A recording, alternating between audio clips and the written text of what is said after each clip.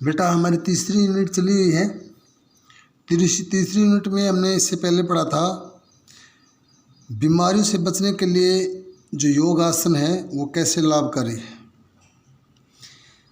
जो हमारा टॉपिक है इससे इस टॉपिक से पहले 3.2 से पहले 3.1 में ही आसन दिए गए हैं। उन आसनों को हर रोज़ प्रैक्टिकल के रूप में आपको बताया जाएगा, वीडियो बना के पहुंचा दी जाएगी और उसी को आपको फॉलो करना है। लेकिन जो आज का टॉपिक है हमारा मोटापा। मोटापा क्या है? जब हमारे शरीर में हमारी हाइट के अकॉर्डिंग जितना वेट होना चाहिए उससे अधिक वेट पाया जाता है। शरीर के अंदर अधिक वसा का जमाव होना ही क्या है? मोटापा है। देखो इसमें लिखा है मोटापे को असामान्य या अत्यधिक वसा संचय के रूप में परिभाषित किया गया है जो कि स्वास्थ्य को खराब कर सकता है।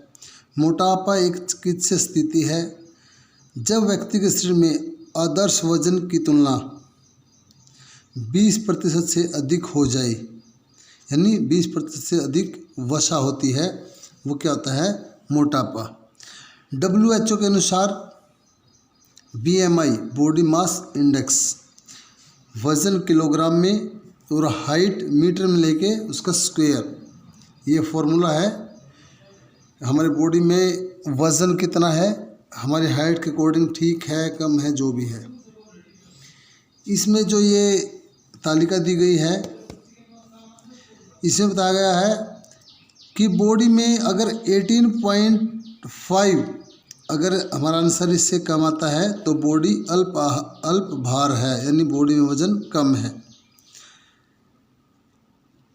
अगर हमारा आंसर BMI के अकॉर्डिंग 18.5 टू 24.9 इसके बीच में आता है तो क्या है? सामान्य भार है, ठीक है। जो कि इस बारे में मैंने पहले भी एक बार समझाया था आपको, शायद सेकंड चैप्टर में है ये सब। तो अब है मोटापे के कारण क्या हैं, किन कारणों से मोटापा बढ़ता है। इसमें सबसे पहला है कैलोरी के ग्रहण करना और कैलोरी के व्यय के बीच में असंतुलन, यानी जो हम खाना खाते हैं उस खाने में हमारी कितनी कैलोरी है और जो हम काम करते हैं उस काम के दौरान हमारी कितनी कैलोरी खर्च होती है, यानी कैलोरी को ग्रहण करना और खर्च करने के बीच में असंतुलन। जब हम अधिक मात्रा में कैलोरी को अपने शरीर के अंदर ग्रहण करते हैं और खर्च कम करते हैं तो उससे क्या होगा? बॉडी में वो थोड़ी थोड़ी करके वो जो कैलोरी की मात्रा अधिक हो जाएगी बॉडी में, यानी वसा की मात्रा अधिक हो जाएगी और इससे हमारी बॉडी के अंदर अधिक मोटापा होगा। सेकंड है शारीरिक गतिविधि का अभाव, कि हम काम क्या करते हैं। शारीरिक गतिविधि का अभाव मोटापे का एक अन्य महत्वपूर्ण कारक है। अधिकांश लोगों की नौकरी ऐसी नहीं होती जिससे उन्हें ज़्यादातर काम कुर्सी पर बैठकर करना पड़ता है, यानी जो हमारा काम किस तरह का है, जैसे बहुत सारे व्यक्तियों का जो काम है वो कुर्सी पे बैठने का होता है।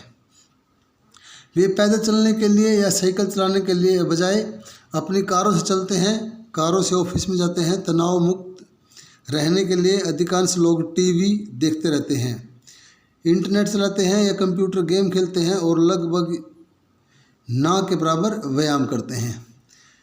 यानी इसने बताया था गतिविधि का अभाव, कि हमारे शरीर के अंदर कोई गतिविधि नहीं होती। जितने हमारे काम हैं वो सारे आरामदायक काम हैं, बैठ के काम करना है, गाड़ी से जाना है, गाड़ी से आना है, पैदल नहीं चलना है। ये क्या था? इस सारे के सारे शारीरिक अभाव नहीं है बॉडी के अंदर, इसलिए मोटापा बढ़ता है। नेक्स्ट है आनुवंशिक, कि कई बार देखा गया है अगर कोई बच्चा मोटापे का शिकार है तो उसके माँ बाप से संबंध हो सकता है, उसके दादा दादी से संबंध हो सकता है। उनके हार्मोन से उस बच्चे के अंदर हार्मोन्स के कारण बच्चे के अंदर मोटापा देखा जाता है, यानी हार्मोन्स उसको प्रभावित करते हैं उसके शरीर के मोटापे को। नेक्स्ट है खराब खान पान। समय पे नहीं खाना, सबसे बड़ी बात है कि हमें खाना समय पर खाना चाहिए, कि हमारा टाइमिंग क्या है खाना खाने की, और समय को जो खाना है उसको समय पे खाए और धीरे धीरे चबा चबा कर खाए। जो कि बहुत सारे व्यक्ति या आजकल देखा जाता है बच्चे अधिकतर घर का खाना ना यूज़ करके फास्ट फूड, बर्गर, चाउमीन, इन चीज़ों का अधिक प्रयोग करते हैं। ये हमारी बॉडी के लिए बहुत ही हानिकारक है। इसमें वसा की मात्रा अधिक होती है, जिससे बॉडी के अंदर अधिक मोटापा हो जाता है। देखो फर्स्ट चैप्टर में हमने पढ़ा भी था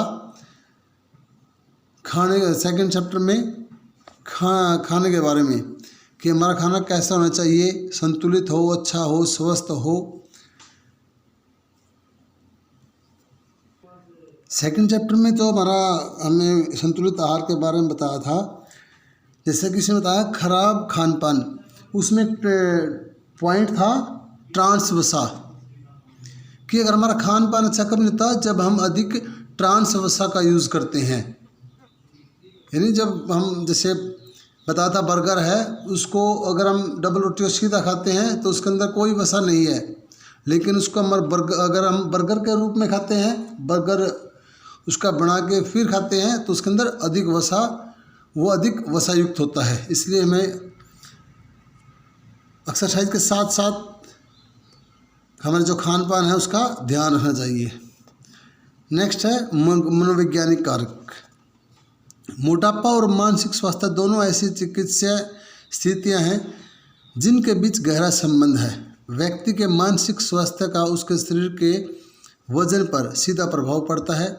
तनावपूर्ण स्थिति में व्यक्ति की जब तनावपूर्ण स्थिति होती है, व्यक्ति तनाव में होता है, वह अपनी वास्तविक भूख के बजाय, यानी उसको जो भूख लगी होती है उसकी बजाय अपनी भावनात्मक स्थिति के चलते खाने के लिए अधिक प्रेरित होता है, यानी अधिक खाना खा लेता है। इस तरह के व्यवहार को प्राय इमोशनल डाइटिंग कहा जाता है, जिससे मोटापा बढ़ सकता है। मोटापे के जोखिम के कारक क्या है? अगर हमारे शरीर में अधिक मोटापा होगा, हमारा शरीर अधिक मोटा होगा, अगर बचपन में ये सब है तो हाइट रुकने के चांस अधिक होते हैं। बच्चा अधिक थकान होगी बच्चे को, वो किसी काम को अच्छी तरह नहीं कर पाएगा। अगर किसी युवावस्था में होती है तो उसके घुटनों में दर्द अधिक होगा, कमर में दर्द अधिक होगा, और वह खुद से ही वो मानसिक रूप से भी परेशान हो सकता है। अगर युवावस्था के बाद अगर अधिक मोटापा पाया जाता है, या युवावस्था में भी जो हमारा रक्त संचार तंत्र है वो अच्छी तरह काम नहीं करेगा, और इसमें हार्ट अटैक यानी हृदय संबंधी जितनी बीमारियां हैं वो अधिक पाई जा सकती हैं। उच्च रक्तचाप है, हृदय से हार्ट अटैक है, हार्ट फेल है, ये सभी की सभी बीमारियाँ अधिक मोटापे के कारण हो सकती हैं। और इंसुलिन प्रतिरोध, जो हमारी बॉडी में इंसुलिन होते हैं, जो कि मधुमेह को रोकने में लाभदायक होते हैं हमारी बॉडी में। अगर अधिक मोटापा होगा तो क्या होगा? इंसुलिन कम मात्रा में होंगे, यानी इंसुलिन प्रतिरोध नहीं कर पाएंगे बीमारी का।